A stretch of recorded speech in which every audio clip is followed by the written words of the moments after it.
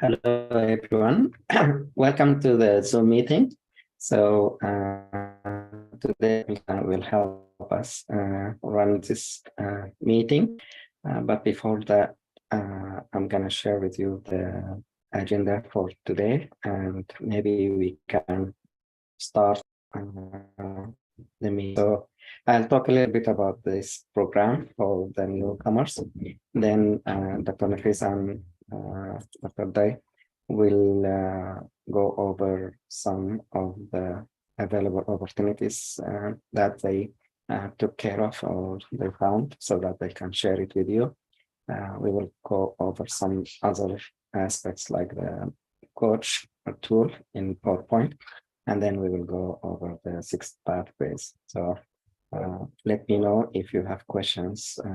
Interrupt me by any chance. You can go ahead. So first of all, I'd like to send my greeting with best wishes to the fellows in Sudan, and hopefully they are in safe place or safe conditions. Hopefully things will change into a better place or situation. So let's start with this program. So I'm gonna just go over just some of the basics of it, and then later on we can go into depth with any questions from you guys. So my approach to this program is to help you improve your application, whatever area you want to. We have medical graduates, we have dental graduates. In the future, maybe we will have other disciplines like nursing or social worker or any other fields that might be, people might be interested in the program if we want to expand. So I want from you is to work on your application from now on. And the improvement you can do is you can get involved in more as many projects as you can, if you have time. I know some of you, you might have some obligations. I know some may have a family, like if you have kids, you have other obligations, we understand, but we want at least to spend 4 hours a week so that you can learn and practice and also achieve some of the things that you want to. We want you to put these things in your application. Some of it might be just volunteering, so you don't have to do anything in the program, but we will do options as we will mention in this meeting. So you can look around, try to connect with where you live to find places, let's say volunteering. Or if you want to improve your clinical skills or exposure or let's say the externship opportunities. So some of the fellows in the past, they did that. So you want to plan ahead. If you are in an area where you don't have these opportunities, maybe you can find where these opportunities are and try to arrange to move there for a week, 2 or 1 month, something like you can handle and you can obtain the skills. So the part I want to focus on is the part what we can do here in this program. We want to work in teams. I know the new batch or the new fellows, the number are increasing, or the number is big compared to the previous ones. So I would ask the senior fellows to help as much as they can with the juniors. So one suggestion is to divide the teams. Each team can be divided into sub-teams like A, B, C, and each sub-team of 5, 10, or whatever number, according to what you want to the team. If you want geographically, people in the Gulf area, people in the US, in Canada, you can divide that. or you can divide them just randomly. Just put the list, and the first 10 will be sub team A, second 10 will be sub team B, and so forth. And each team or sub team will have their leader, and then they can rotate the position of leadership every, let's say, 4 weeks or so. So one of the fellows will lead the team or the sub team, and then report to the team, the whole team leader. So today, for example, the purple team, I want the purple team to be ready for the discussion for today. If they want to present, let's say we assign some task for the team leader will make sure this assignment is ready before the meeting. So the team leader, the purple team leader, will identify who will be speaking, what topic, and then put that into the app so that we can know in advance who will be handling what task. In this meeting, we have the presentation, let's say. The team leader can lead or moderate the meeting, or can assign someone to do that. Let's say the team leader has obligation during this time, so they may not be able to lead or moderate the Zoom meeting. So I want he or she to assign or delegate someone else to handle that. You know who will moderate the meeting.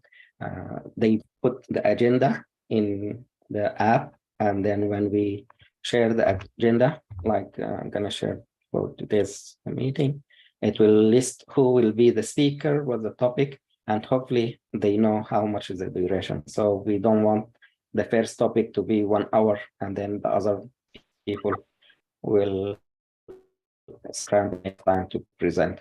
So let's say Dr. Abdurrahman will present. It will be like this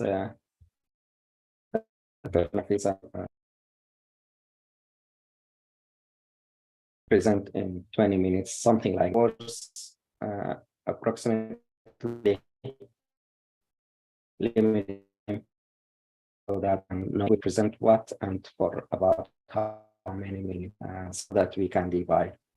The approach in the past task, and we do it in group, so a group of 2 or maybe 3, so they will have the chance to divide between them. Let's say we want to talk about heart failure in older adults. So in the past, one can handle the whole topic, but I think it's a good opportunity for all of you to divide it into at least 2 fellows. So one fellow will talk half the way through, and the other fellow will carry on. Or maybe 3 fellows will handle if it's a big topic, something like that. So you will have the opportunity of participating in these meetings. So this is the way we handle that. And if this is the case, then make sure the names are listed in the app. And to do that, you go to the app and upcoming Zoom meetings. You hit it and you hit the Zoom meeting, and you can use a pen to edit your name or the fellows who will be presenting. The leader will make sure everything is set up before our meeting so that we are all set to go there. This can be set for, let's say, next meeting. So Graham team, Fatah Rahman and his team will be working on cardiovascular disease, let's say part 1. And 3 fellows to do that. So let's say 2 doctors or 3 doctors will present this. So Dr. A, B, C will present here. So they will just end task. Mostly these topics will be saved as a PowerPoint presentation. So if you scroll down, so I'm gonna just save this. So if you scroll down, PowerPoint presentation. It's a teaching slide file that has a first topic. So part 1, you will open it here. You will find the file. There's American Society and this presentation. Some of the topics might not have ready files, but I try to some of the resources you can and see if you can create your own PowerPoint. If you want to present in a PowerPoint, not necessarily all the presentation will be in PowerPoint. You can use the Zoom tools to, like the whiteboard, for example. You can use that to explain concepts, or you can share. So you don't have to stick to the PowerPoint presentation, but if you want to do that, that's a possibility. So sometimes you will have some of these files made for you. Sometimes you need to create these files. So it's going to be work between the team as well. So you don't have to do it by yourself. You can work in teams. This is regarding the presentation for this Zoom meeting. Regarding the projects, so we will have projects teams, and this could be different teams. So it depends on who will bring the idea. Let's say I come up with an idea about a research project. I want to study the use of internet in older adults using a mobile phone, for example. So I will bring this and I discuss this with the team, the seniors in the team, and see if they have any advice as far as, let's say, modify the topic or what methods I'm going to use. Let's say I'm going to use a questionnaire, or I'm going to use review of systematic review. So if we agree, let's say this is the best way to do the project, then I will be the leader for a team. So you will be able to open the floor for other fellows to join your idea, and you we hope that at least not at least but maximum 10 people in a team. So you will be leading that project, and the people who join you in that project, they will be assigned. So they will be team member of that project. So each one will have, let's say, 1 hour a week or a couple of hours to discuss with you as far as what they can do. They can, let's say, we want to work on literature review. So one of the fellows or 2 will go do the literature review. They bring the data back, and then other 2 fellows will do the analysis. Or if we want to write a case, then 1 fellow will work on the case, and then the other fellow will work on getting the references. The 3rd one will look at what conferences that case can be presented at. So we look at the deadline for these conferences, and we will be ready so that in advance we can submit our case when it's ready, and submit it as a proposal or abstract or something. If we write a paper, then we want to get the manuscript in place. To do that, the project leader for that manuscript, again, will compose a team and then assign each team member some of the tasks. So let's say I want to write about smoking in older adults in nursing homes. So I will assign 2 fellows to look at the literature. Is there any publications with this topic? If yes, what limitation of that project or that publication? Did they investigate all over the US, or certain area, geographical area, or certain time period? Let's say in the 90s, then I will modify that topic to be in the 2000 or after COVID or something. So it's going to be different time or different place, geographical zone, or community in Black, African American, or in Arab, something like that. So if you want to modify the topic, you can do that. And then you assign who will start writing the background. So usually with a background, we want to state what the problem or what the background about the problem and effect. Let's say you want to talk about Alzheimer, the impact will be on healthcare, on families, also the impact financially. So it's gonna be like 3 main topics or main bullet point you want to highlight so that you grab the attention of the reader. So the background will be assigned to, let's say, 2 fellows will work on that. Then the aim of the paper, and then the method, how you are going to carry on method. Identify a gap and then try to use the method to get information. So, fellows will work on the analysis. Last part will be like the discussion or the conclusion. What did you find? And you can summarize that. When you want to submit it, we want to assign someone to be the submitter or the corresponding author so that you can communicate with the journal, go back and forth for you guys. So someone will be assigned for that task, making sure everyone is, let's say, if there is form that need to be signed by all authors, then everyone should assign that or sign the form in timely manner. Some of the details. Usually, after you're done with all the manuscript, before we submit it, we review it, we make sure it's good to go. This is how you handle the project if it's a manuscript. If it's abstract, the same way, we want to get the information, analyze it, make sure it's ready, then we will review and submit to the conference. If we get accepted, let's say the abstract is accepted in AMDA, the American Medical Director Association. So they will give us instructions as far as how they want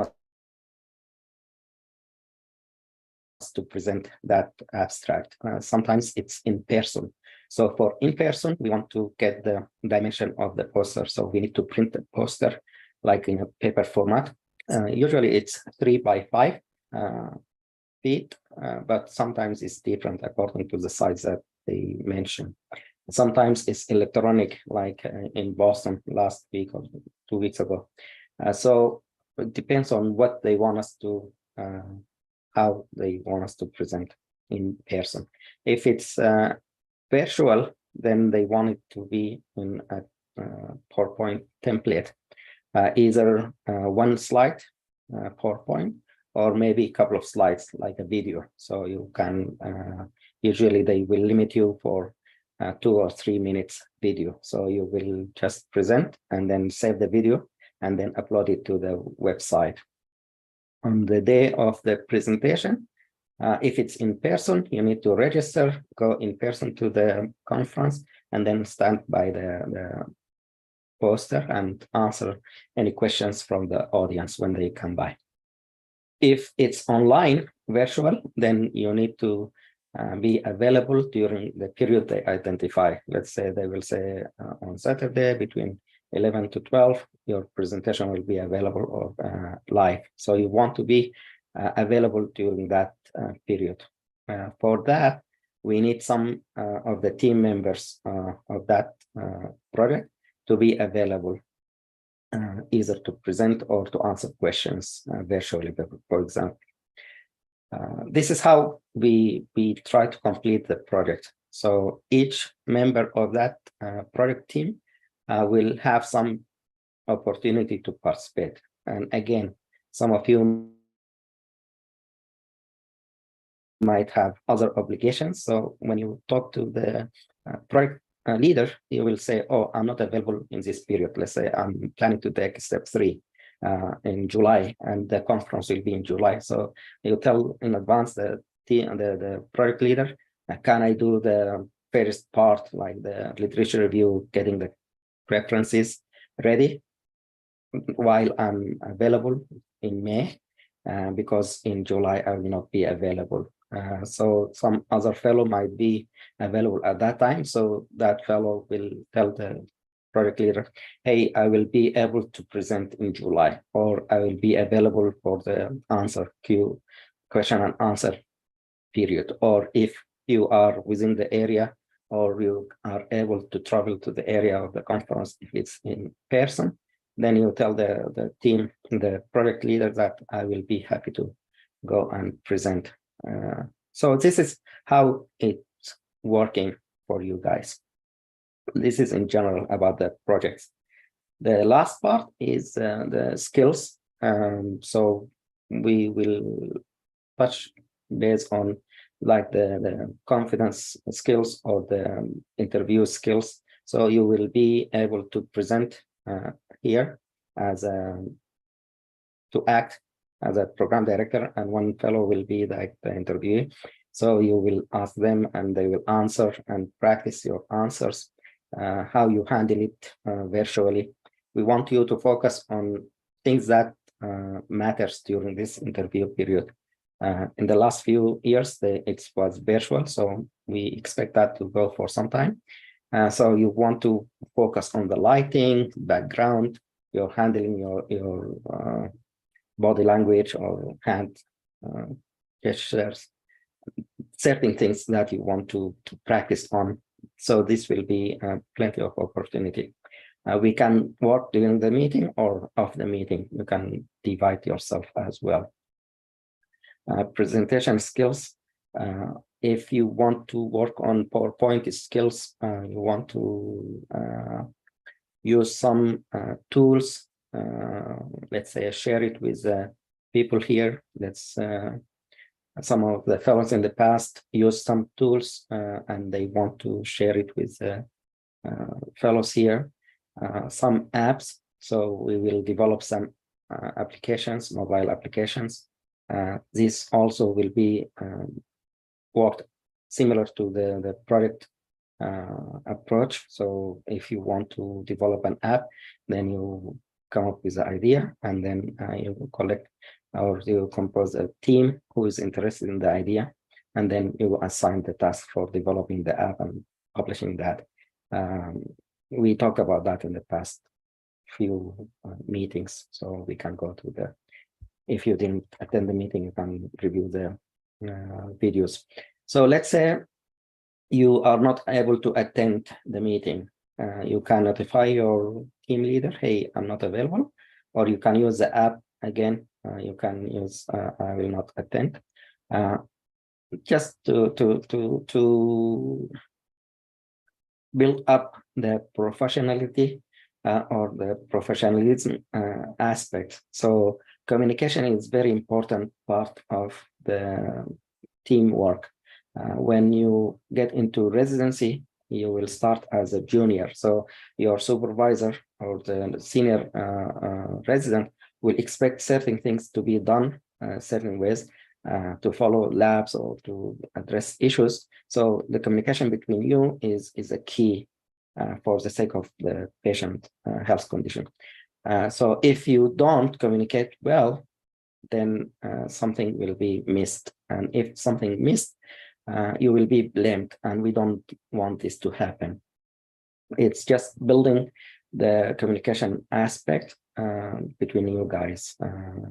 And it's a way of just showing that you courteous to your other fellows. So if you missed a meeting, we want you to review the recording. So the recording will be available in the app, and then you can, if anything missed, you can follow up with some questions if you didn't understand, or if you have more question or something not clear. There are ways to review these videos. So, for example, if you want to can share here. Maybe some of you know that, but it's a YouTube-based video recording. So if you want to review the video, it's going to be at least 2 hours, maybe more. And you don't have time to spend the 2 hours. So there is a way to go to setting, and then not this one, but let's see.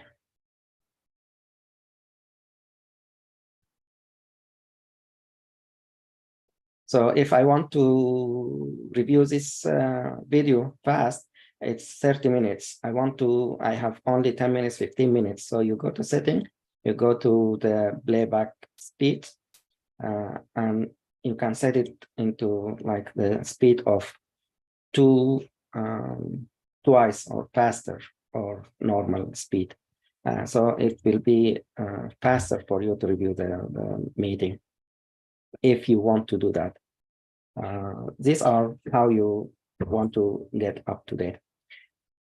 I want you to use time management so that you can achieve as many goals during this fellowship time. I know some of you might have other things in life. You may go to work, you may do other stuff, but we want you to benefit from the available resources for you. Working in teams will definitely get you into places. When you are involved in different projects, different time zone will benefit you. Let's say someone in California can work when they are off work time after 5 o'clock there, which is like when you are done by midnight in your time zone, someone in other time zone will be awake and available. So let's say in the Middle East. So they will handle the other part of the, let's say we are editing a document. So you can use the time difference in your favor, something like that. So this is just, I want to share with you in general. If you have questions, please let me know. Fatma, go ahead.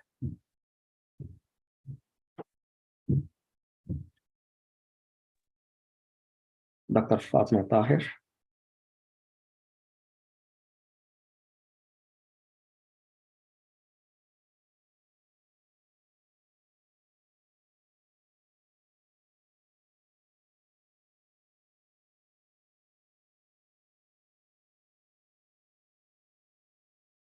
If you are talking, you are mute, Dr. Fatma.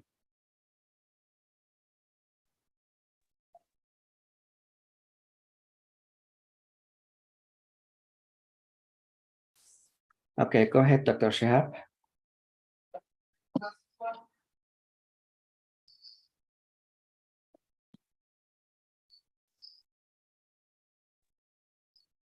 Hello, everybody. Do you have the floor? Yes, please go ahead. Yes. I have a simple question to you. Thank you, Dr. Nader, for this very nice presentation and enlightenment about how to work in the group.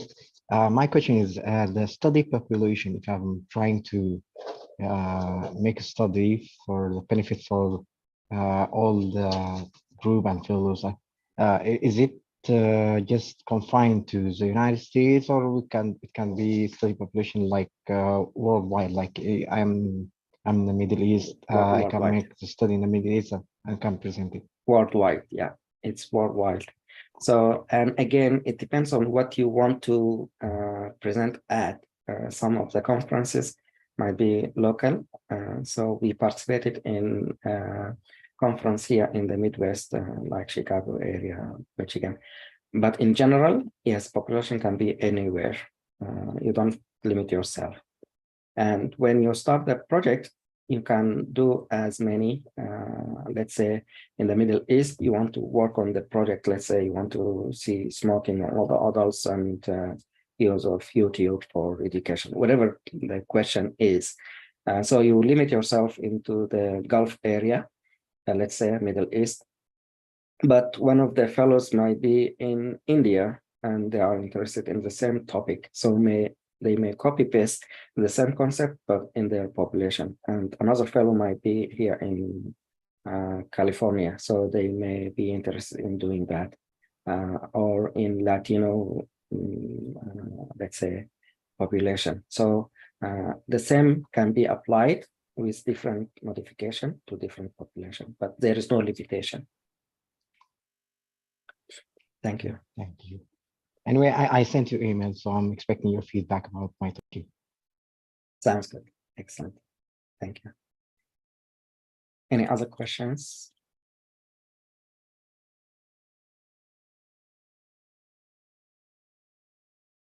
If no, then we will go to the next topic. If Dr. Nafis and I are available. Hello, everybody. This is Dr. Iman. Iman.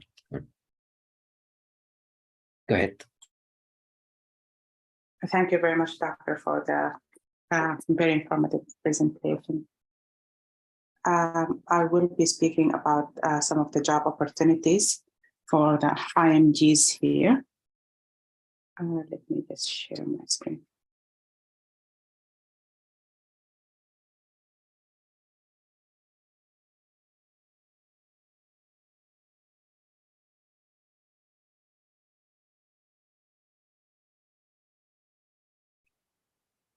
So these are some of the opportunities that I know of, but if anybody knows anything more, please add, because all of us, we need it very, very much. So, and if you have anything to add in those jobs that I'm talking about, please feel free to also participate.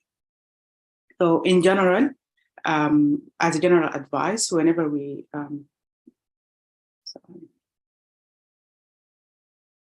you have to be persistent in all these jobs. It's not easy. It's not like people will answer you immediately. You have to send emails and send apply for job applications, like 50s or 100s before you hear from people. And I would advise, if you have any clinic or nursing home or anything near you, to go there and ask them if they have any vacancies. Be very professional, have your CV with you, and be ready for whatever job they have. When you prepare your CV, create CV depending on what you're going to apply for. Read the job description and modify your CV if it's a research job. Focus on the research aspect of your career, of your CV. If it's something that requires skills like phlebotomy or something like that, make sure to mention it, even if because we're all medical graduates, so we definitely did phlebotomy, but it's not the main title. But you have to mention that you did it. Let's say you were an intern. During this internship, I did these specific procedures. So make sure to modify your CV based on the job description. So some of the jobs that I'm going to talk about are medical assistant jobs, working in dialysis centers, working as a phlebotomist, patient care technicians, research jobs, and documentation specialists. So for the medical assistant job, it's not easy to find. It's not an easy job to find. I know a lot of people heard about many other people who are working as medical assistants, but it's not a very easy job to find. So don't be frustrated if you've been trying and you haven't heard anything back. Just continue to apply. One of the things that thing that some people request is the certification. One of the medical assistant certifications are the American Medical Assistant Registry. I'm talking about this one specifically because our credentials is transferable. What the only requirement they need is to have, this is of course for the US residents, US and anybody who have work permit here. So green card, US residents, or coming here with a work permit, to have a valid US identification. valid social security card, letter from the employers, and official transcription for each non-English document. So you basically upload your documentations from the university, whether the transcript and diploma, and you upload your ID and social security number and fill out their application, and that's it. I attached their website here, so you can, if you'd like, you can go and sign up. For medical assistant job, it's most of the time it would be either minimum wage or a little bit above than that. It depends on your experience and stuff like that. You will have an excellent exposure to the system. You would work with physicians. You'll have it depends on where are you working, but if you get the chance to work in a hospital or in a clinic, you can develop good relationship with the physicians. So it's a very, very good chance to ease into residency. And it is a US clinical experience. So it's an excellent job if you find it. I would, for all these jobs, I'm going to say the same thing. If you have any local clinics near your house, or any community clinics, or any hospitals near you, go there, have your CV ready, speak with a physician, tell them that you're looking for a medical assistant job or any job available that they can offer you. Show your abilities and your experience, and don't be deterred by if they said no. Just keep going at it. Another job, another place to find jobs is dialysis center. If you have a dialysis center near you, apply for it. The titles that you can look it up online are either a patient care technician or a medical assistant job at dialysis center. The good thing about these kind of jobs are that they offer training, which means it's very easy to get, because most of the time it would be, if you read the job requirement, it would be person with high school diploma. But it's also a US clinical experience. It will give you a chance to deal with a patient directly.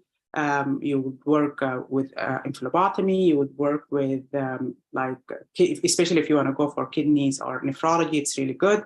You would learn a lot.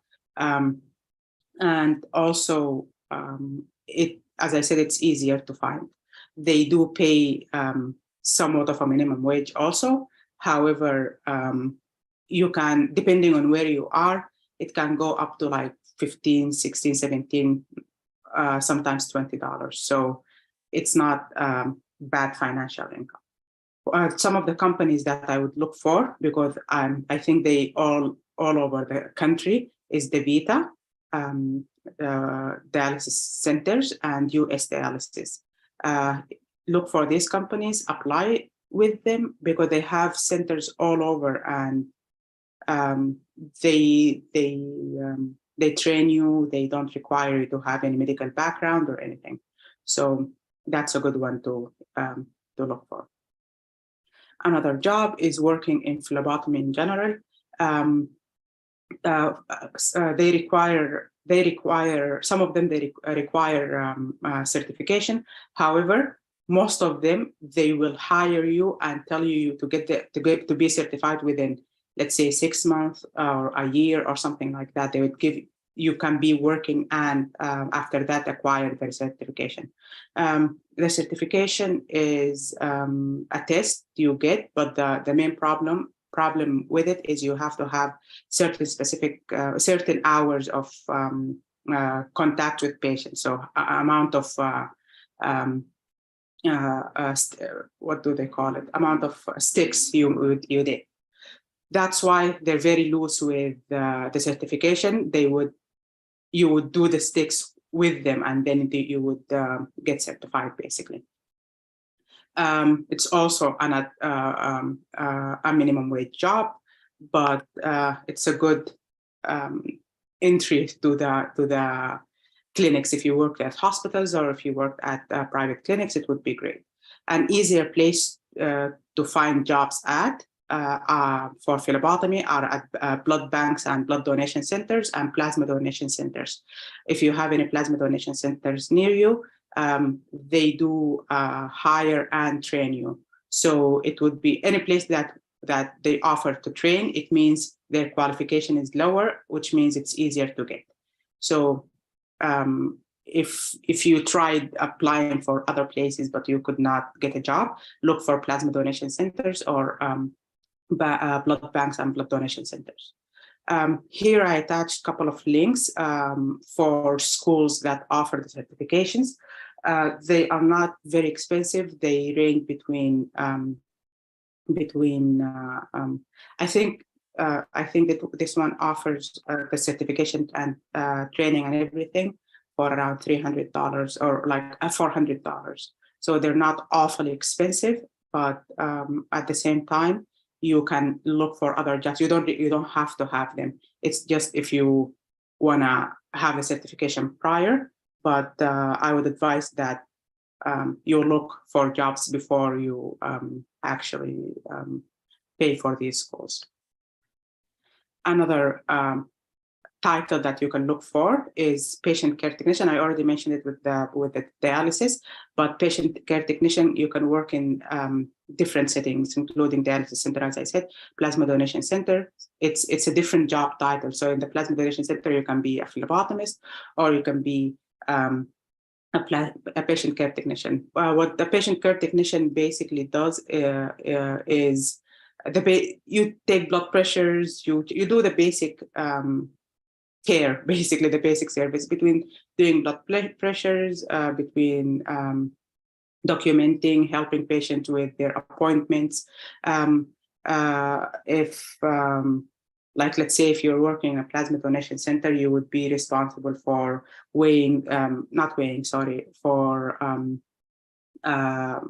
taking the patient's information before they come in, taking their vitals and stuff like that. If you're working in dialysis center, you'd be responsible for weighing the patients and sticking the patients or hooking up the patient to the machines and stuff like that. That's what a plasma donation, that's what a patient care technician would do. In clinics and hospital settings, you would be doing almost the same work as medical assistant jobs. But it's just a different title. If you didn't find jobs with medical assistants, you can find jobs under patient care technicians. Also a minimum wage job, so keep that in mind. Another jobs with better reward are research jobs. Research jobs, you can look for research jobs as research assistants or research coordinators. They can be very tricky because it depends on where are you working. It can be a very good, like a very decent paying job, but at the same time, you can find offers that would tell you, because they know that you are a medical graduate and you need the experience, that you're going to be working for free. So it depends on where you're applying basically and who are you asking.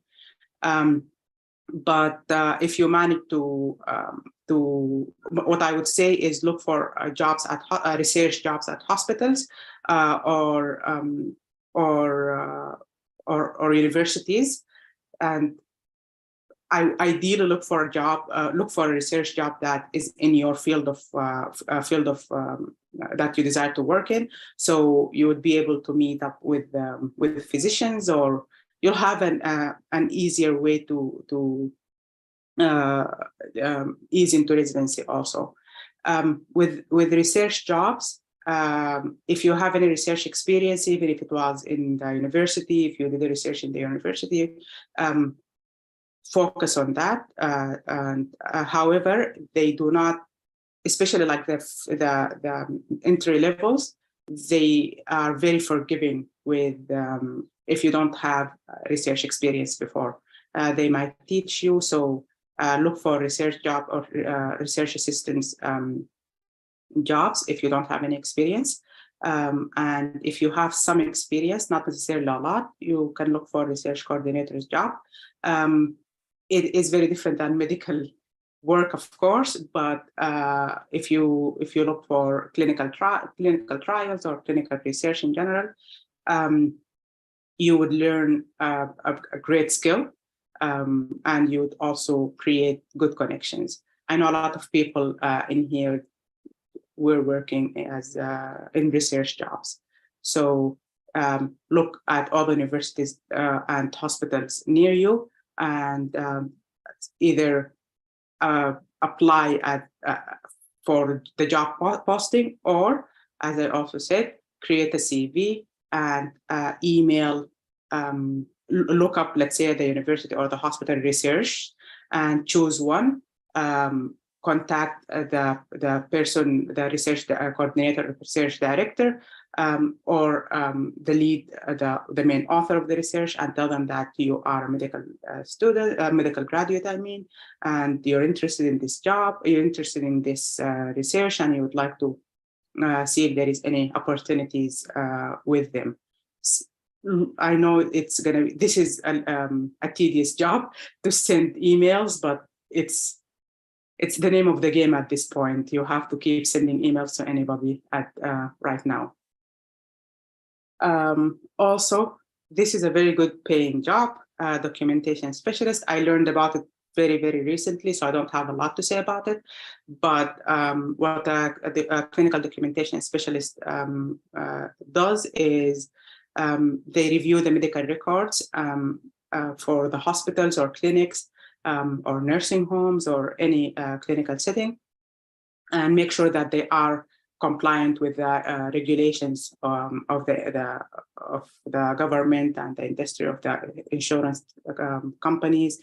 So some of the duties that they do is they analyze medical informations to assess the providers and ensure that the accuracy of the clinical documentations. And they train staff on record keeping. And so basically that's what they do. They work with the physicians. They go through the, let's say, the notes or the documentation that physicians and nurses and nurse assistants are required to, physician assistants are required to upload or write, and they make sure that they are adherent to the regulations. So I was very surprised the first time I say it's a very good paying job. So if you look for it, the one thing, they do accept our IMD credentials, but it can be a little bit harder if you don't have the certifications. They require certification called CDIP. I attached the website for the certification. The certification is around, you have to take a course, and after that you take the exam, and after that you become certified. It's not an extremely hard exam, but it requires some studying. So, and they also appreciate if you have any AMR experience, or you've been working with in a clinic or anything, and you want to upgrade your salary, you can also, especially if you have a good experience, you can also seek this job and just mention that you have experience and you've been working with AMR or billing and stuff like that. So these are the jobs that I know of. And as I said, if you have anybody knows anything to add, please add, and we can keep updating this document. Because at the end of the day, we all need, the journey is expensive, and we need the clinic, the experience. So it would be great to support each other. Another thing that I want to talk about is the limited physician permit, but this is for New York, because unfortunately I don't have experience with anything else. And this whole week I've been trying to look for anything similar in other states, but I was not able to find anything. So if anybody knows, I know someone mentioned that in Washington, they have the same thing, but if you can please let us know what are the requirements and what is the process, that would be great. So for the limited physician permit in New York, it's a permit that will allow you, it was started with the COVID to basically allow the IMDs to work and support the healthcare workers here. So basically, it's a limited permit, so it allows you to work under restrictions under the supervision of other physicians. So you have to be supported by another facility. This is the main thing. You have to, you need a physician or a company or someone to hire you or to support your application. So the the job description is you're basically going to be a physician. You can you see your own patients, you prescribe medications, order tests. You are a completely full physician. You work as a physician. The only thing is that you need a supervisor, another physician to supervise you. The requirements for it is to have a profile with the Federation Credential Verification Service. I attached their website. It's a credential verification center, basically. I'm not sure if it's like WS or if it's like the EPIC or ECFMD. Basically, they verify the credentials of physicians. So you would create a profile with them and create. You send your certifications, medical graduation certificate, the transcript, and any certificate of employment before. So if you did your imtiaz, if you did your internship, you will upload that certificate and they would verify it, basically. And then you fill up their forms, you pay the fees. The fees for the limited permit is $105. As I said, the only thing that is difficult about it is that you need someone to sponsor you, basically. I attached two websites. One is for the Federation Credential Verification Services, and the other one is for the NYU Limited Physician Permit page, so you can go through the requirements and the forms. You find the forms and everything over there. And thank you. If you have any questions, please let me know. Thank you. Thank you so much, Dr. Iman. Hello, Dr. Nadir. Hello, everyone. So I would like just to add a little bit for Dr. Iman, as just from my experience, as she mentioned regarding the medical job. So most of the job that she mentioned that require you to be a U.S. citizen, either a green card holder or a passport holder. So that's going to be a little bit kind of difficult for people who's there with other form of visa. But I think in the chat, that's Dr. Dua mentioned that there's a sleep tech. That's an overnight opportunity. I don't have an idea about it, but the only thing I would like to share about this job, I know someone that was is not like an American citizen and work as a sleep tech. She was having like difficulty finding a job, but she was be able to work as a sleep tech. So that's for someone that would like to just work. That's another opportunity. Other than that, most of it is going to be like a volunteer, which is unpaid job. Regarding the clinical experience, we mentioned earlier that's either it's going to be paid or it's going to be unpaid, or you're going to join some clinic in order or some company in order to pay for them so you can get an exposure. So if you're not confident enough and you really need to boost your confidence, you can join those companies. It's not a bad idea. At least you can have a good exposure and you build your CV. So next time when you go to next clinic, you will be writing something in your CV. But as I mentioned before, you can be easily find clinical experience without you would have to pay for anybody.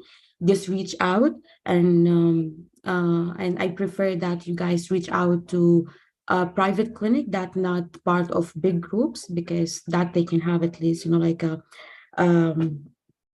they can have control that but in the big group that's actually reserved only for resident.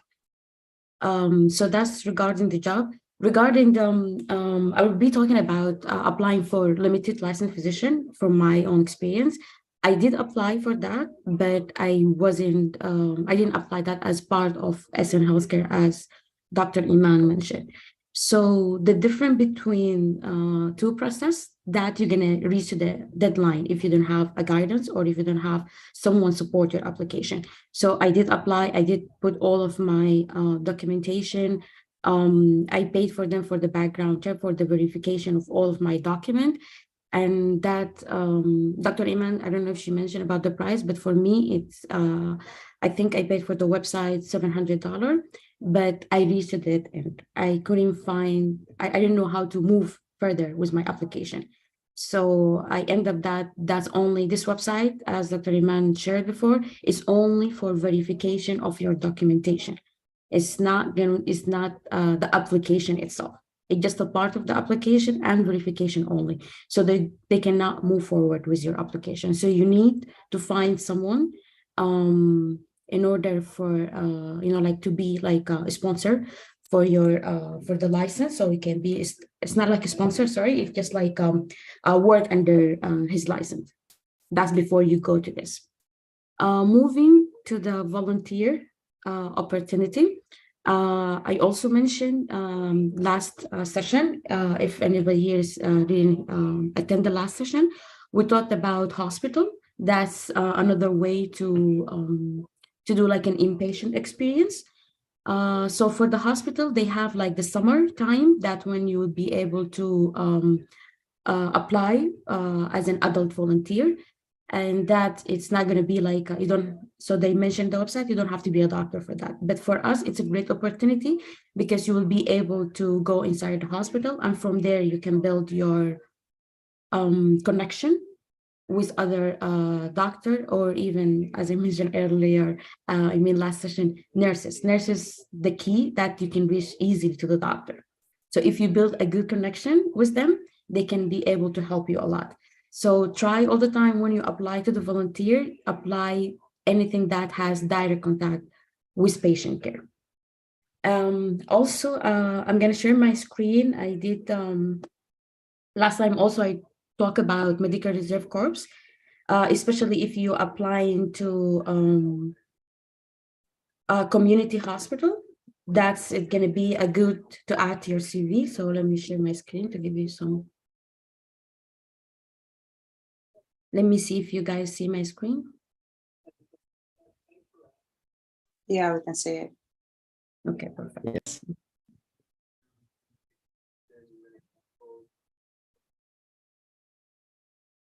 So Medical Reserve Corps, which is MRC. So I'm going to give you just a little bit background of it, which is it's national network of volunteers who help respond to public health emergencies and promote healthy living throughout the year.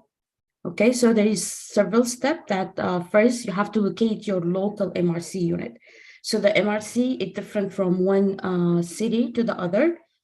It's actually, when you go to the city, it's also going to be different from one county to other. So first find the MRC unit in your area, visit the website and you apply, contact with the MRC unit. Once you identify your MRC unit in your area, contact just express your interest becoming a member with them.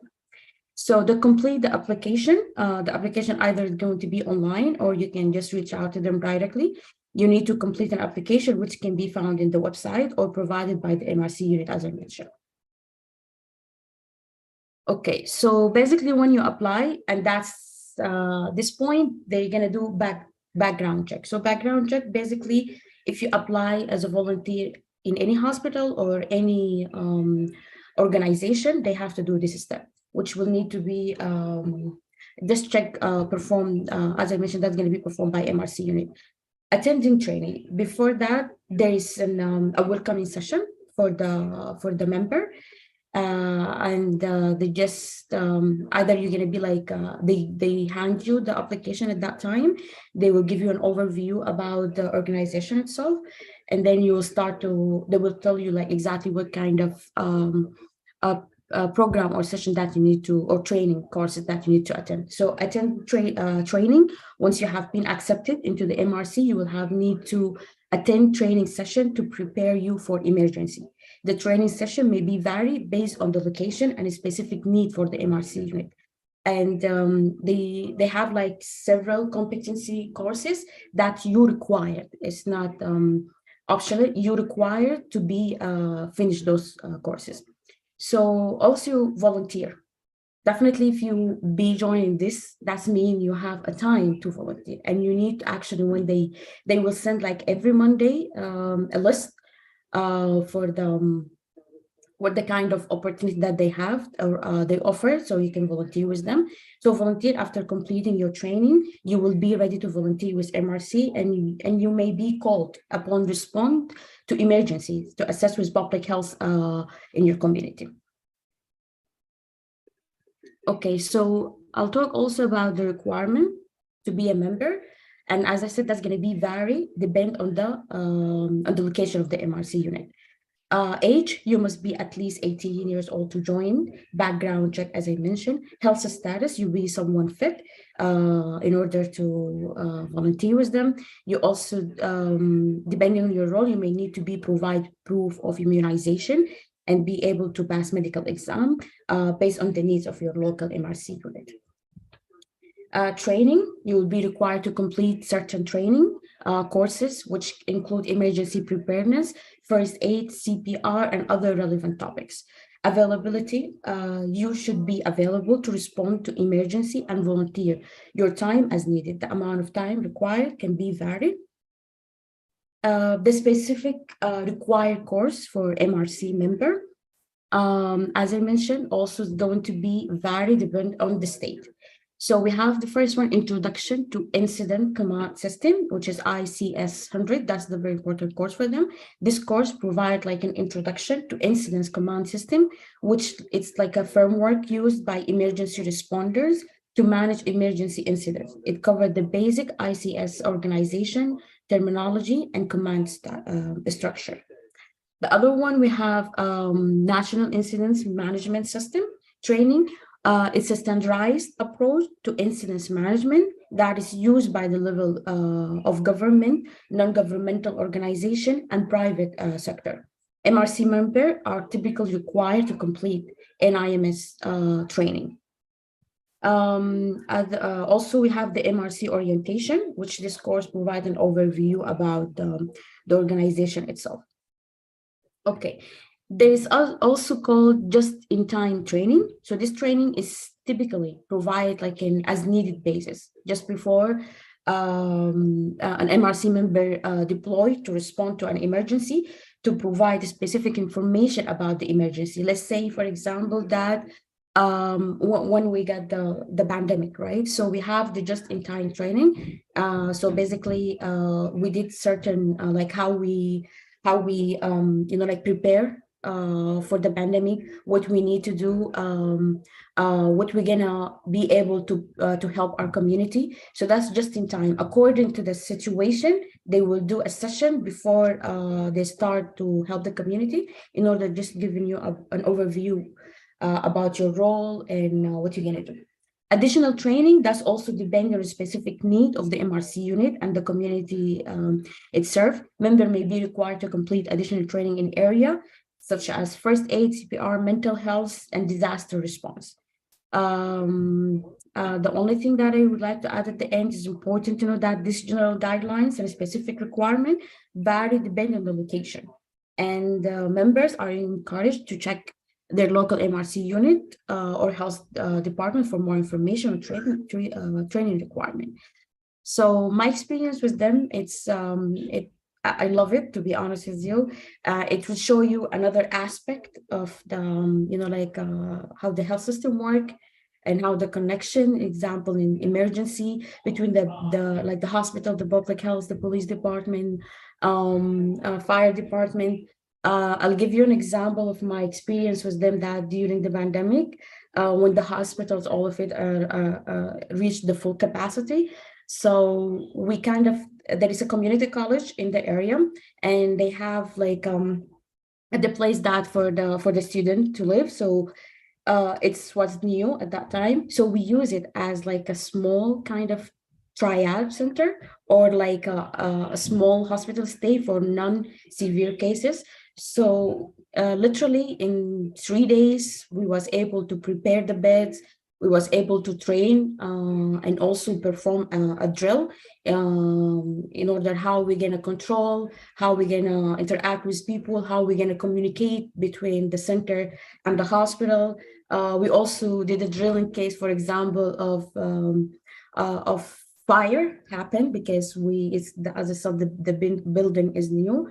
So they set up like a kind of like a fake fire and alarm, and how people they can act, how they're gonna be able to evacuate all the people.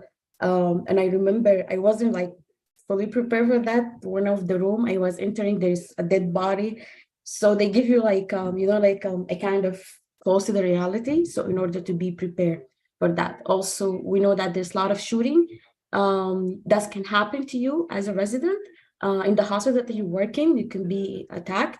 And that's also they're going to prepare you how to safely evacuate yourself and everybody with you, how psychologically also act regarding the situation, and how to stop the bleed. Like if you, for example, you are internal medicine resident, but you don't have like a lot of experience in emergency, so they show you exactly how to stop the bleed and everything. So that's very nice. If you, as I mentioned, you would like to join one of the community program, they will like this volunteer opportunity.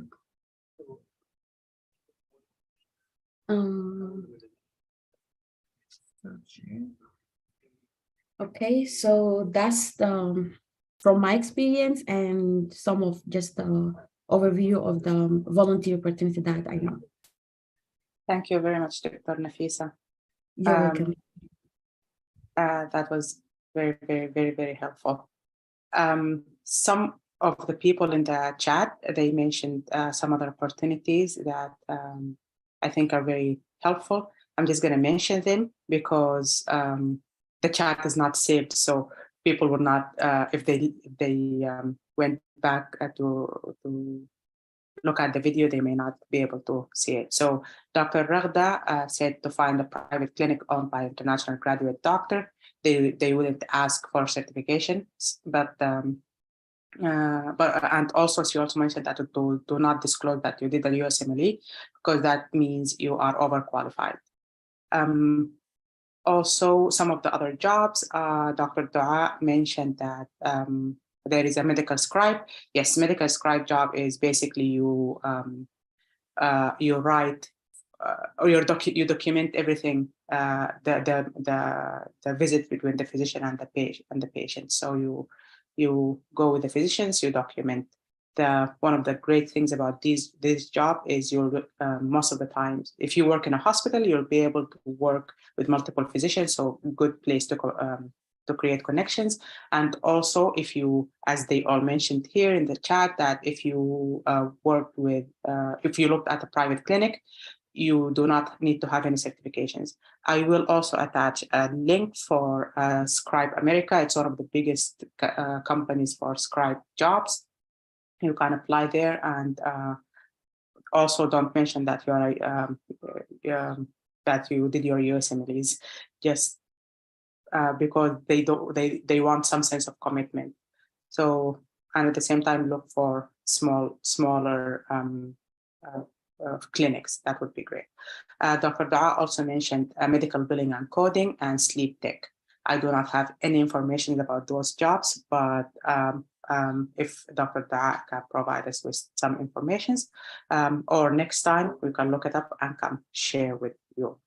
Another person mentioned another job that is medical science liaison, and they say they have high pay. I did not know about that, so I'll be looking for it, Dr. Ali. All right. Does anybody have any questions? Or Dr. Da said for scribe job, it improves your typing skills. So that is definitely great. And patient care coordinator, as Dr. Al Hassan mentioned, also it's another job, patient care coordinator. If no one has another question, we can go to Dr. Who's going to be presenting next? Sorry.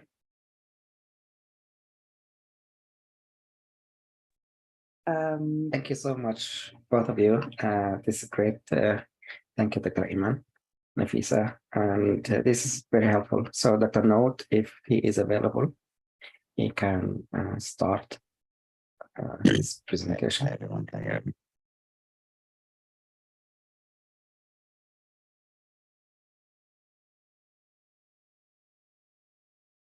Can you hear me?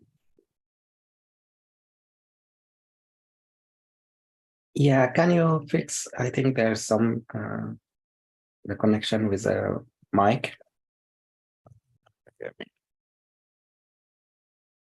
Your voice is a little bit far away. Your voice is far away. 1 second.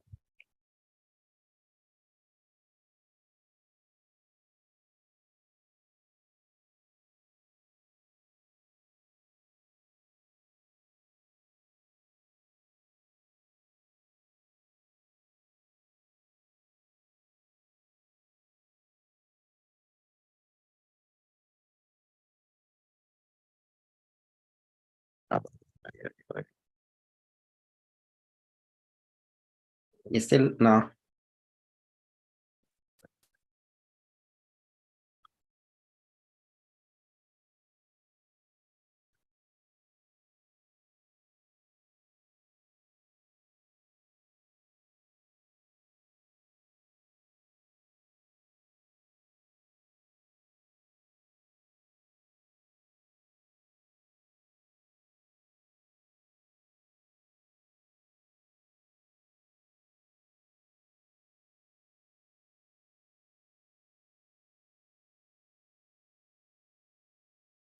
So while Naud is fixing his mic, any other questions or comments? I know, I think you added the link for Scribe. It's a good option also.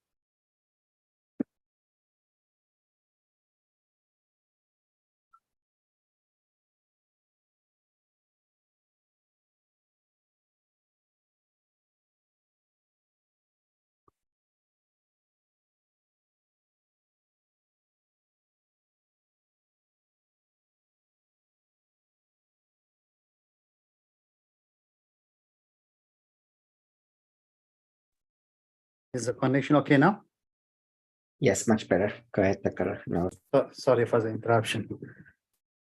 I just want to add two things to what Dr.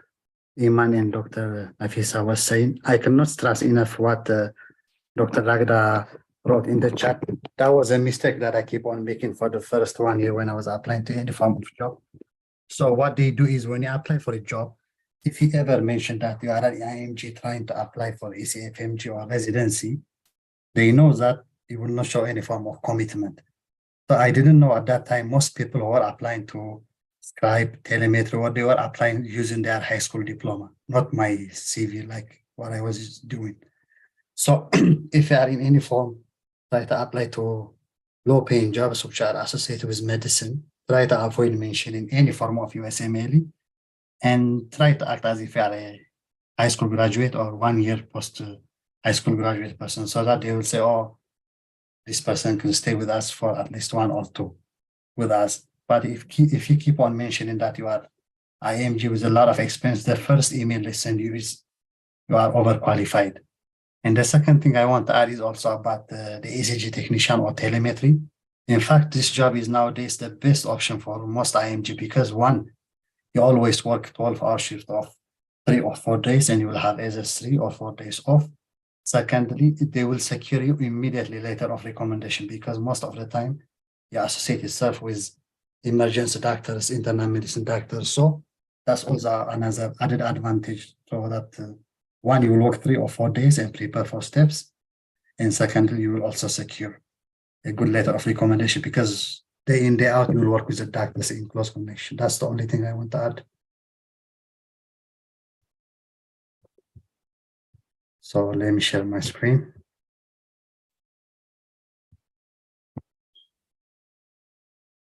Can you see my screen? Yes. Okay. So today we'll briefly discuss on pathway 6 for ECFMG certification. And we will try also to pass by pathway 1 up to 5, but I think most of us fall into either pathway 6 or pathway 1. I will briefly go through what the pathway is, how to go through the pathway, and specifically mention pathway 1 up to 5, and we'll proceed. So the first part of the presentation is why do we need pathway 6? So pathway 6 subcategorically is for people who cannot go through pathway 1, 2, 3, 4, or 5. So anyone who doesn't qualify for this pathway goes to pathway 6. So pathway 1 is for already licensed physician or a physician who have a medical license at hand. And usually for pathway 1, they prefer to have the license after January 1, 2019, or the license being issued before January 1, 2019, but still valid after January 1, 2019. For pathway 2, you have to pass what's called the OSCE, which is briefly explained as Objective Structured Clinical Examination. This is like an incorporated program or package or agency which you have to pass. Then if you pass through this certification, you can apply for pathway 2. But for pathway 2, year of graduation should be at least January 1, 2022.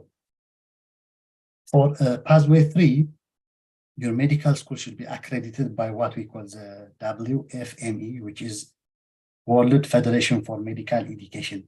So this is an agency which is incorporated into your medical school. So if you are licensed through this, you can go through pathway 3. And pathway 4 is if your school is accredited by the NCFME, which stands for National Committee on Foreign Medical Education and Accreditation. So these are like accreditation agencies which are already incorporated, or whether your school is also part of these agencies. So if your school, lucky enough, has this kind of agencies incorporated as a package in the medical school, you can apply for pathway 4. And pathway 5 is a bit different from pathway 2 to 4. In pathway 5, while you are being given license from your medical school, you are also given another license which is jointly formed with the LCME, which stands for Liaison Committee on Medical Education. So if you are going to apply for pathway 5, you kind of ask like another certificate, then you will immediately apply it pathway 6. So if you don't qualify for pathway 1, 2, 3, 4, and 5, then you will immediately jump to pathway 6. So I will briefly go on pathway 6 on the timing, when to apply, how to proceed on the evaluator side and on the applier side, the online version. Most of us know by now the OASIS and IWA version. What's the scoring system? What will happen if you pass? What will happen if you fail? What is committee evaluation? I will show you also a sample of what the evaluation looks like, and I'll also show you how to proceed when you get your result. So the first thing is timing. Regarding timing, it's better if you are done with pathway 6 before the NRMP rank list is due around March. So around January, it's better to have your either ECFMG certificate or already applied on the process of being given an ECFMG certificate. A second thing that we should also consider is it's also preferable to be done before the interview season begins. Nowadays, as a general rule, if you are ECFMG certified during your time of interview, you have also a high chance of having a good interview because you have ticked one of the boxes which are necessary for being looked at as a good candidate. The third point we should mention is preferable after the evaluator accepts your request. So later we will see how to proceed with pathway 6. So the evaluation by the evaluator on you should be done after the person have accepted to evaluate you. So if the evaluation is done before that, usually the pathway will not go on. And the fourth point is preferable before you do the assessment in the clinic, which is almost as valid and as equal on as the third point. The fifth point is, as of now, this pathway will open anytime between June and August. So nowadays, all the pathways are currently closed, if I'm not mistaken. And there is a minimum impending adjustment which is going to be done to pathway 6. So we will go through on the details of pathway 6. Still now, I even try to call and check what the minor impending adjustments are, but I have a theory, probably they may make it a bit more formal because the current form for pathway 6 assessment seems to be easy. It seems like as if someone who doesn't know, if they have a private clinic, can even fill up for you and you'll be assessed. So just trying to minimize the way or the pattern of unfair way of being ACFMG certified. So on the applier side, what you should do before you apply for ACFMG certificate of pathway 6. Can you hear me correctly? Can you hear me, guys? Yes. Okay. So to apply for pathway 6-1, you should pass step 1 and step 2 CK. Secondly, you should have also OET passing score. As of last year, I guess OET have upgraded their passing score of above 350 on all writing, reading, speaking, and listening. But recently, the writing part has been decreased the mark from 350 up to 300. So you should have a passing score on OET when you apply for pathway 6 of ACFMG certificate 1. And they also prefer the OET to be done after January 1, 2022. If you have done it before that, I tried to check on Reddit, they say that you have to do it the OET again. So this is also a very valid point. They want you to do the OET a bit after January 1, 2022, I guess. Of course, if you are going to apply for pathway 6, you should not qualify for pathway 1 up to 5. So when you go through your ACFMG portal, there will be specific questions that will exclude you from pathway 1 up to 5, then you will immediately jump to pathway 6. You can also apply for pathway 6 if you have applied in the previous season, but you didn't get certified or the application didn't went through because the deadline have arrived. But unfortunately, you have to pay the $925 again if the deadline have passed, if I'm not wrong. So as an applier, it's your job to find 3 evaluators for 2 clinical cases each, or 6 evaluators for each case. So if you find 3 doctors who are willing to assess you on 2 cases, good. If not, you have to find 6 doctors to assess you on 6 cases. Most of the time, people are lenient, so 3 doctors, 2 cases are usually enough. But 1 doctor cannot assess you greater than 2 cases, 1. So you have to keep in mind that. And clinical cases should be on a primary care and general medicine. The reason for this is because the objective of ACFMG certification is for you to appear as a general good package doctor in order to practice medicine in the US or residency. So they want to assess you, for example, on simple medical parameters of history taking, physical examination, your professionalism, your communication on different aspects, for example, on chronic diseases, on acute diseases, on emergency cases, and other medical scenarios. The pathway 6 is not preferable to be done on subspecialization. For example, I think Dr. Iman was mentioning, if you work on dialysis center, and if your evaluator is a nephrologist, even though the pathway may go through, but it will give a wrong impression that you are only mastering one aspect of medicine.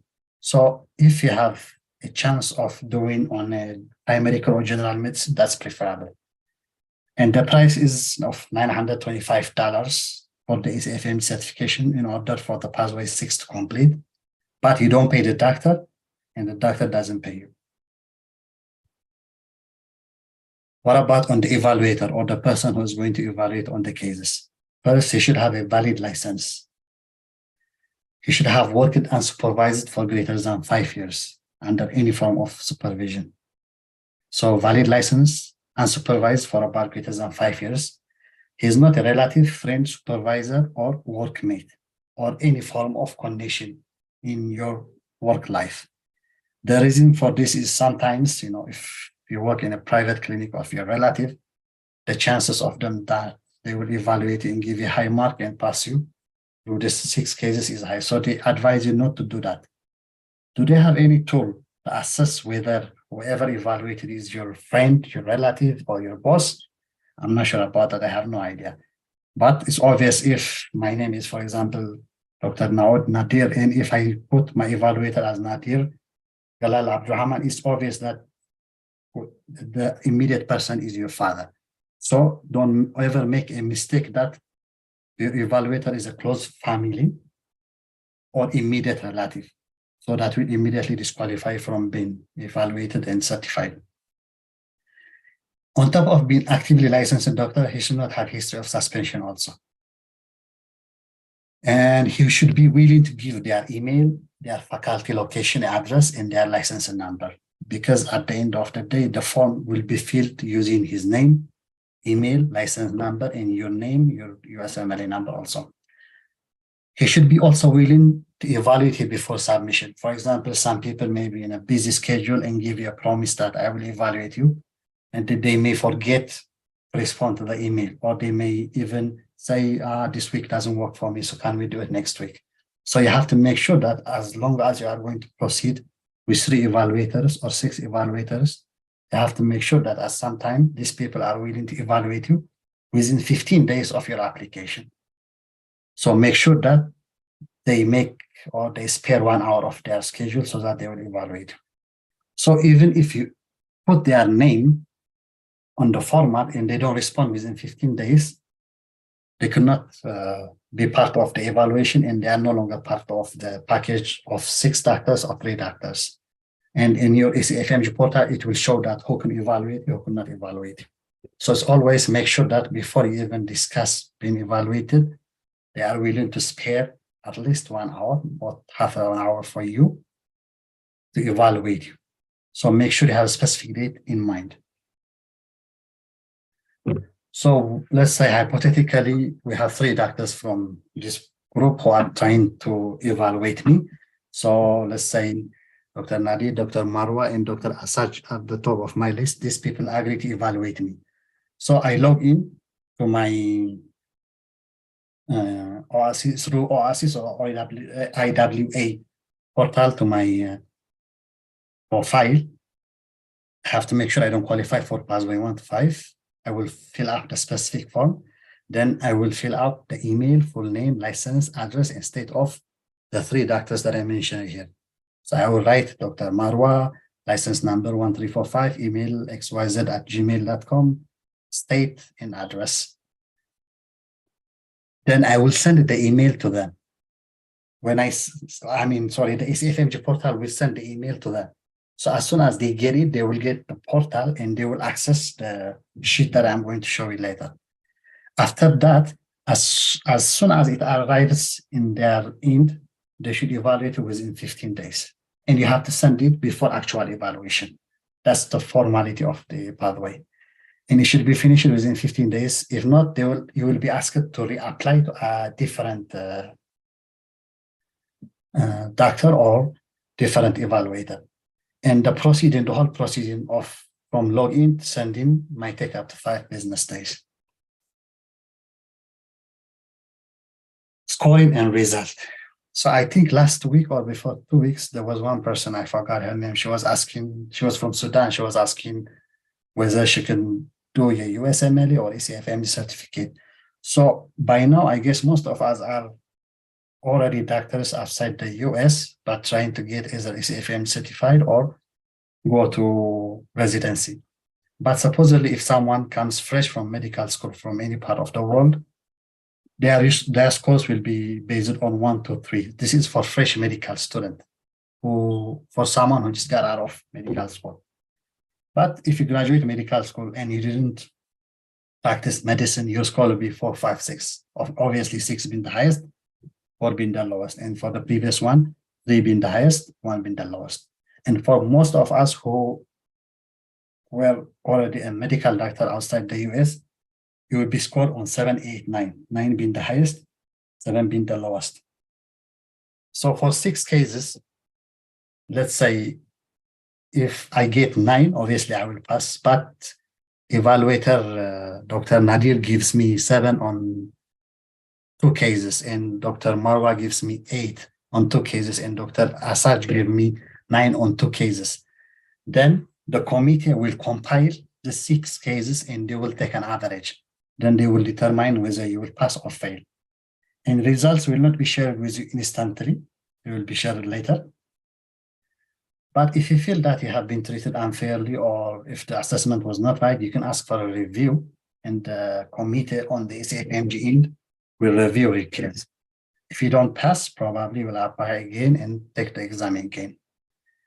And one more thing is I strongly advise not to randomly fill out the form by relative, because sometimes, some people give you false promise of saying that, okay, I know you from this medical school or from this attachment, no problem, I can assess you.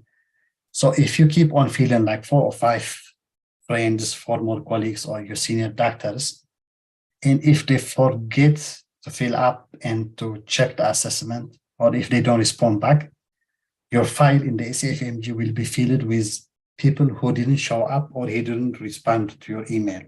So make sure, the first thing you have to make sure is people are willing to evaluate you, 1, and people have already made a reservation of half an hour or 1 hour for them to evaluate you, 2. And 3rd, make sure also to communicate well with the patients and tell them that you are not already a qualified doctor, but part of an assessment. It's like what we used to do in internship, where the senior doctor introduces you as saying, Mr. X, this is an intern who's going to be, so soon is going to be a doctor, and is going to evaluate you on cases X, Y, Z. So communication with the person who are you examine is also important. The result, you will see the individual encounters on the SAFMG portal through your portal. Under the subcategory saying clinical encounter. Then if you satisfy all this proceeding, then you will finally get your SAFMG certified, and you will get an SAFMG certificate saying step 1 on this date, step 2 on this date, and the pathway will say clinical case pathway. Then you will be officially SAFMG certified. And the resources for my presentation today are the SAFMG portal and Google.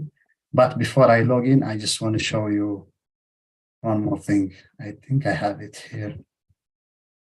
This is the official format they put on the SAFMG. So acceptable clinical encounters, it has to be in person because it cannot be telegeriatric like what we are doing now. You have to see the patient. You have to take physical examination. And it should be on a clinical setting such as outpatient office, urgent care clinic, emergency room, primary general practice in nature, and not subspecialized like what I have said earlier. Focus on the diagnosis and treatment of acute or chronic illness in primary care setting. Be one for which the patient has granted permission to be observed. So either your evaluator or you have to communicate with the patient saying that today my name is Dr. X. I'm going to be evaluated on how I perform physical examination, on how I take history from you. And then this is a formal assessment because you have to communicate with them. Sometimes patients are patients, they will not be helpful. And the way how you communicate with them, the way how you interact with them might negatively impact your chances of getting a passing score. It should occur after you have accepted the applicant's request to observe the encounter. Obviously, I have mentioned this. So this is a sample. The one which is sent to the doctor, I don't think it's like that's a bit more expensive. So it will have name of the applicant. So I will put my name here, name of the physical evaluator. They will put it here. Faculty name, faculty city, faculty country, patient age and gender. Patient's name will not be put here. And the encounter date. This is really important because today is, let's say, May 13. If I have applied for pathway 6 today, it will take probably 3 to 4, maybe 5 days for the process. So this day definitely have to be after May 13, but before May 28, that is 15 days in. So make sure that whoever is going to evaluate you should not be careless on the day in which the evaluation has took place, and they can tick one box from here, whether it was emergency or outpatient. And this is the scoring system. So this is performance at the level for medical school students beginning clinical experience. This is 1 to 3. Performance at the level of a medical school graduate for 5, 6. And the other one is performance at level of an experienced doctor practicing physician. So these are the components: medical interviewing skill, physical examination skill, professionalism and communication skill, clinical reasoning and judgment skill. Depending on this, the evaluator will pick 1 or 2 boxes. Actually, 1 box from here, from each row, trying to evaluate how you encounter with patient, how you take history and physical examination, how professional you are, how do you communicate with them, your clinical judgment. So they will say, let's take one case as a simple example. We have like a 45-year-old patient who is a chronic smoker who came to the clinic with chronic cough, shortness of breath, and productive sputum. So this medical interview skill will focus on how do you navigate your way into finding the diagnosis that this is a respiratory cause. Then the physical examination, even though it is done as a call in the patient, will also evaluate you on how you did that specific system, how you communicate with the patients, your professionalism, show respect, compassion, empathy, and your clinical judgment. At the end of the day, your evaluator may say, so what should we next? Should we admit him? Should we discharge him? Should we put him on salbutamol, or should we put him on antibiotics? Should we advise him to stop smoking, or should we advise him to exercise? So it's kind of like a compact way of assessment of you as a person, and of you, how would you fit into the residence system and be a person who can perform history, physical examination, and do clinical assessment on your own. This is the formal format they put on the ECFMG. I found one from Google. Give me 1 second. Sometimes they may also send this format, but it's all the same. The scoring system is the same, 7, 8, and 9, but here it is designed different. Just clinical knowledge, patient assessment, planning, preparation, organization, efficiency, vigilance, problem solving, insight, technical proficiency, documentation, patient interaction, team interaction, risk minimization. Most of us know this. The problem is how do you incorporate it when you are given one patient and ask it to summarize case within 10 minutes. So try to be as verbal as you can.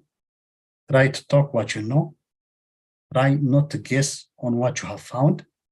Try to be formal and communicative. At the same time, don't be rigid while you are doing physical examination in history with the patient. Don't be rigid, and don't make it look as if you are the first person getting out of medical school like before a week or 2. Try to be more diplomatic, chatty, and at the same time proficient and knowledgeable. Then he will circle this scores, and it will be immediately sent to ECFMG, and the result will be released after the assessment is done. So far, this is what I have prepared for today. If you have any questions, you are welcome to ask. Thank you.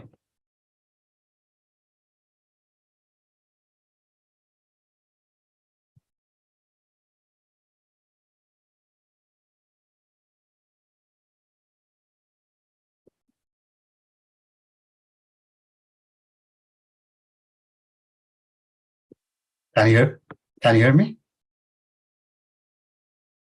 Yes, we can hear you. Thank you.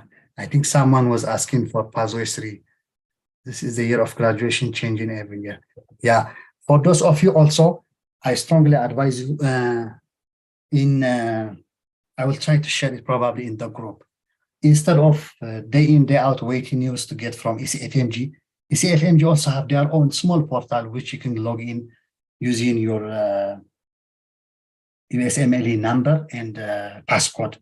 So this portal gives you daily news on ECFMG. I'll try to share it on the main group so you can download it from, I think, Play Store or Google App. I don't remember specifically, but you can download it and it will be part of the programs or apps in your computer, I mean, in your laptop and your cell phone. So day in, day out, you will see new change on graduation year, new change on passing score, ECFMG certification news, pathway news, you will see it. I'll try to share it in the group. So in that group, probably the new impending improvement on pathway 6 will be posted probably by the end of June or start of July. So I'll try to share it in the group. Thank you.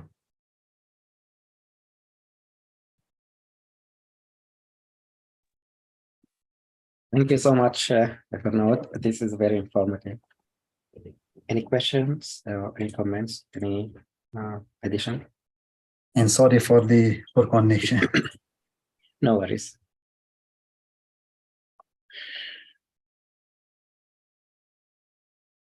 So for the next section, do we have any updates as far as projects? I know some of you send me manuscript. I still am reviewing. Anybody else working? Go ahead, Dr. Nafaz. I know you sent me a link for the app, but go ahead. Good evening, and I hope everyone is doing good. And thank you guys for the very excellent presentations. I just wanted to share that we launched the app, the pediatric vaccine app, and I would like to show you guys how it looks now.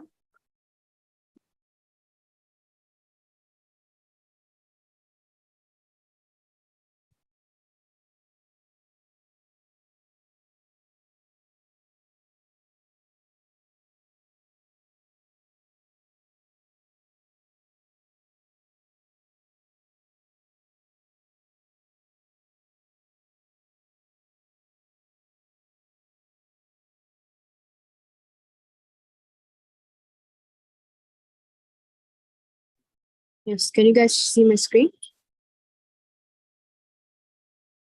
Not yet. No.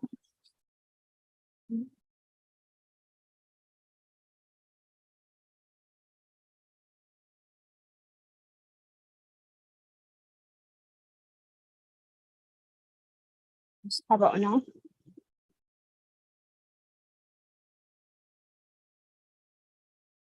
Is the screen sharing right now? Yes. Yes, okay. So we called the app Vaccine Aid, and it's a word fund that means that we support vaccinations. And now I'm going to open it. And this is the home screen or the welcome page, and you would use your email to sign in. So I'm going to sign with my Google.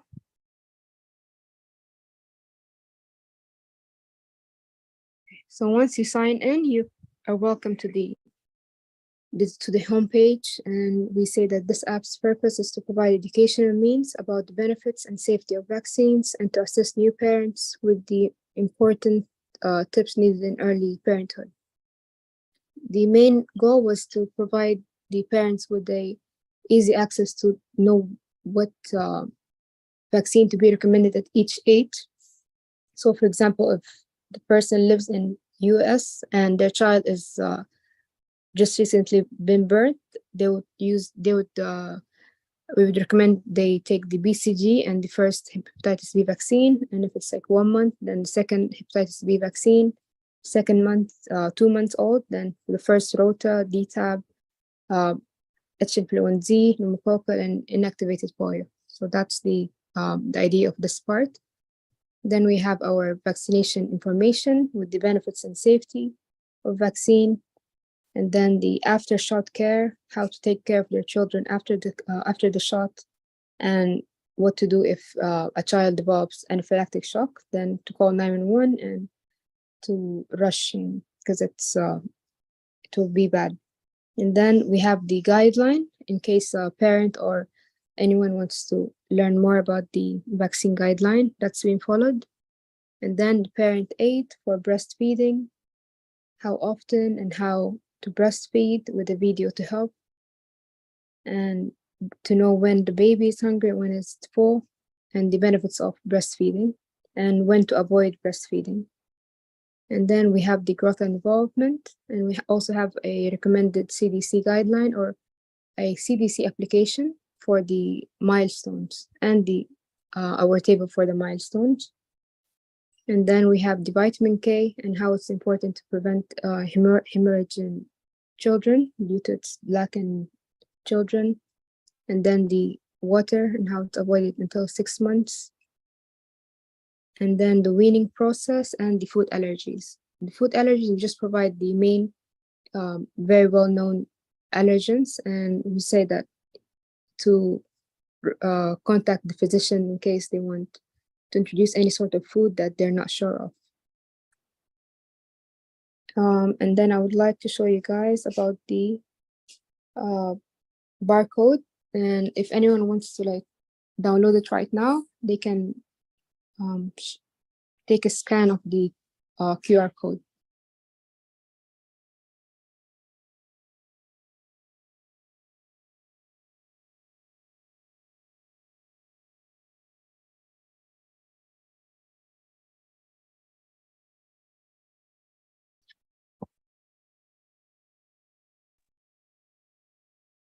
This is really excellent work. Good job. Thank you, Fernando. Yeah. I will Okay. give you my feedback later. Yes, thank you. Any questions, any comments from the staff or from the fellows? Sorry.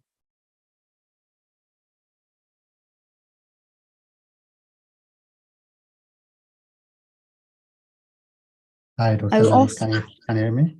Go ahead, Dr. Nawad. Okay, so for those of you still have more info, who still want to have more information on the general announcement news, so as soon as you have a USMLE number, they usually send you news through your email about the new notifications. But you can also go to your Play Store and download. It's called My ECFMG app. I will write it in the group chat. Then you will have every news as an already prepared app on your cell phone. So I'll write it here. You can search it from your Play Store. Excellent. Thanks for sharing. Mafaz, go ahead. Yes, I just wanted to add that right now we're working on making an e-flyer. So soon I will share it on the main group, and I'll share it to you, Dr. Nader, on the email. And hopefully, I would like to ask my colleagues to like help us spread the word about the app, and hopefully it will be good. And thank you so much. Excellent. So I think the next step is to, if we finalize it, to see if we can upload it to at least the Google Play Store. In the future, we will try to see how we can convert these apps also to Apple Store. It may need some learning curve to know the coding, converting it to the Apple iOS. So we'll work on that in the future, not specifically for this, but in the future, all the apps that we develop, we can use it. In this format, I think we can use it in both like iPhone or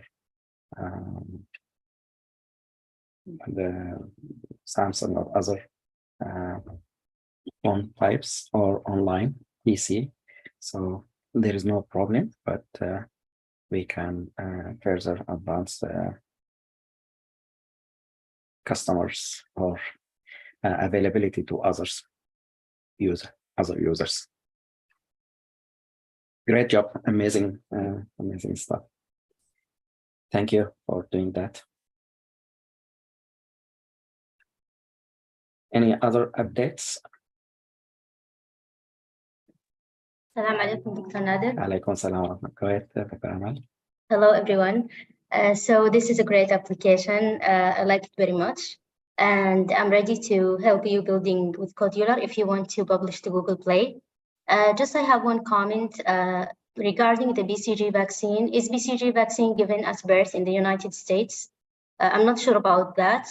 Even here in Saudi Arabia, the new guideline, we give it maybe after 6 months. We don't give it at birth. So I just want to know about that. Thank you so much. Hi, Emil. So regarding the vaccination, we followed the CDC guideline, which is the last guideline that came out in 2022.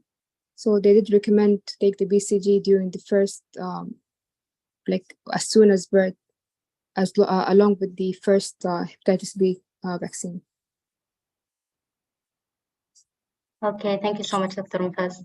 Thank you. And I'm looking forward to working on the code year, inshallah. And hopefully Yes, I'll contact you in a couple of days. Yeah, it will be a very good. I'm very interested to start this process. Just contact me and we'll go, inshallah. Yes, inshallah. Excellent, excellent. So you see, Dr. Mufaz and Dr. Amar and their team worked in the past to develop these 2 apps. So if you have an idea about developing new apps that might benefit some users, and it can be useful in your CV or your application, not necessarily for medical graduates, but also for dental graduates. If you want to develop an app about education, about whatever, oral hygiene, for example, you can create a team, and it's not difficult if you divide the task into small things and divide it between you guys.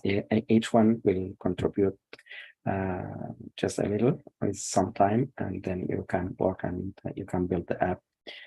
To formally publish the app is not a difficult task as well. It's just the steps that Amal and Mufaz can show you in the future if you need help to proceed with this development. Thank you.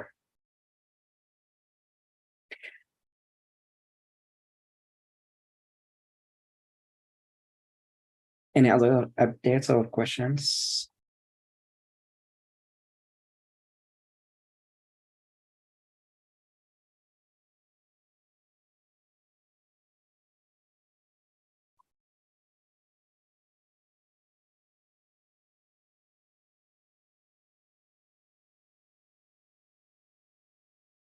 If not, then I'll share with you these few apps that I want to share with you.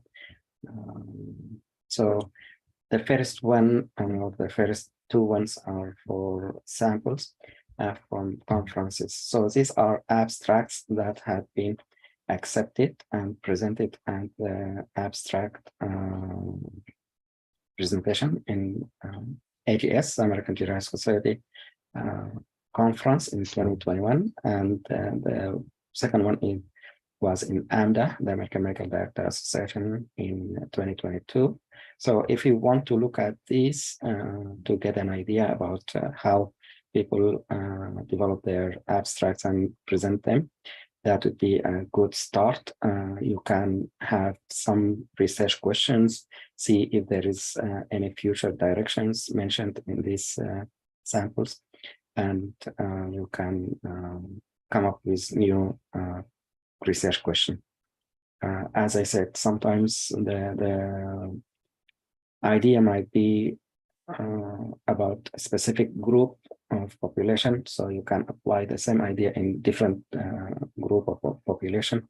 Location, you can divide or you can modify the location to a different one, or duration, the time period, you can adjust that.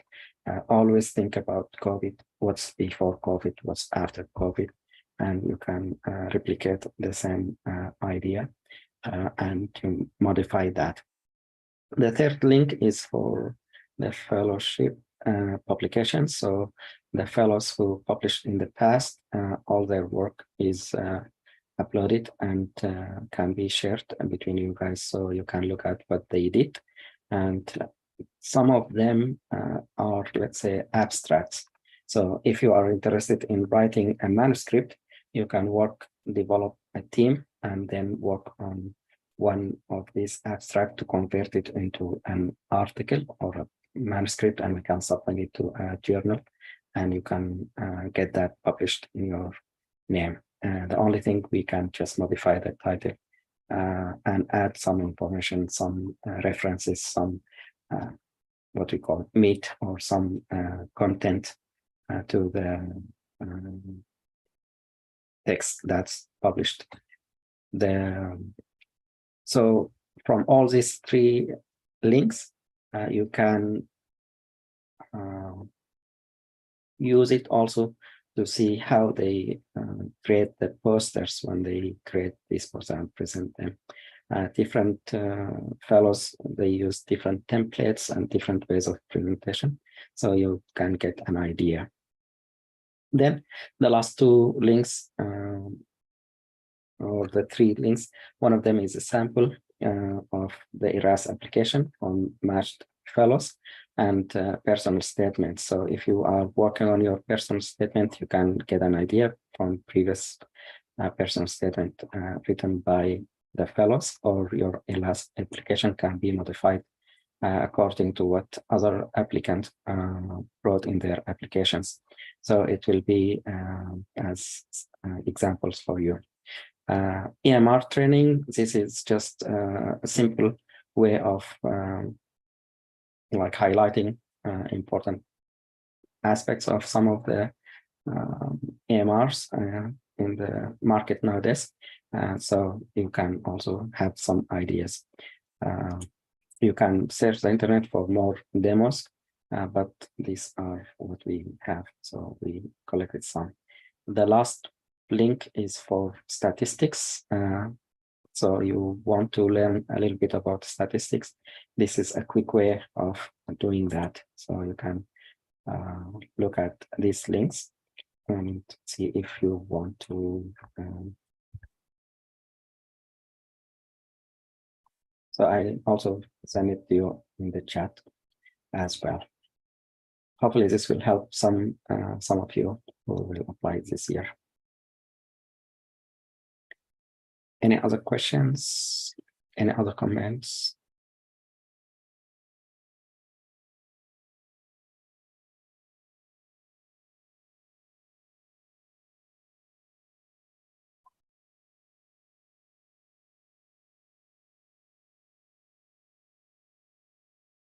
I have some applications that I'm working on, and if someone is interested, maybe we can modify and improve on these apps. So I'm going to just share with you. So one of them is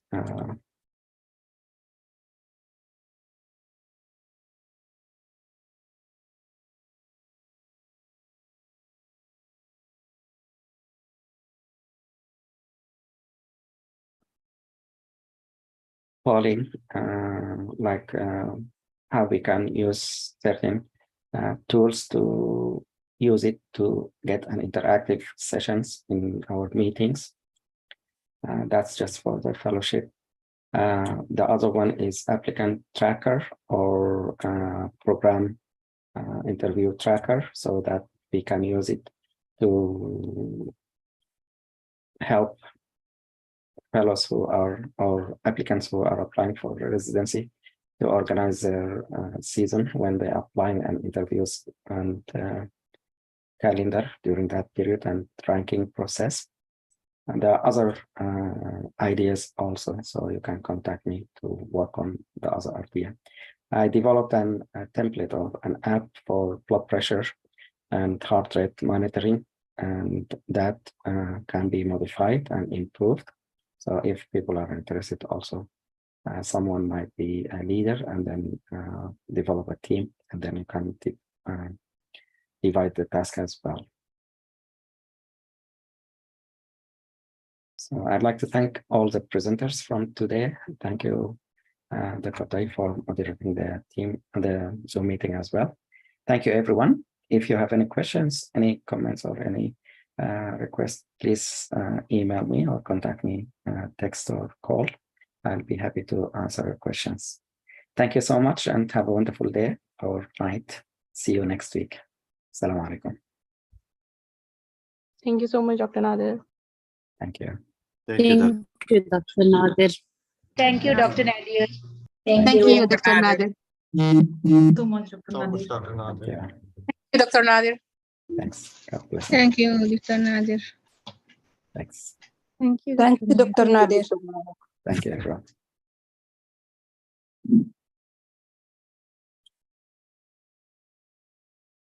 Thank you, Dr. Nadir. You're welcome. Thanks. Assalamu alaikum, Dr. Alaikum Nadir. salam wa rahmat. Dr. Nafisa, go ahead. Yes, I would like to ask like how we're gonna reach out, gonna be like through the emails for the app that you just offered, or how Yeah. we're gonna proceed? If you want, yeah, you can just send me an email and whichever app you are interested in, and give you more information and access to the link, and then we can build it or modify it. Okay, perfect. Thank you so much. You're welcome. Now, go ahead. Okay, thank you. Thank you, Doctor. Thank you.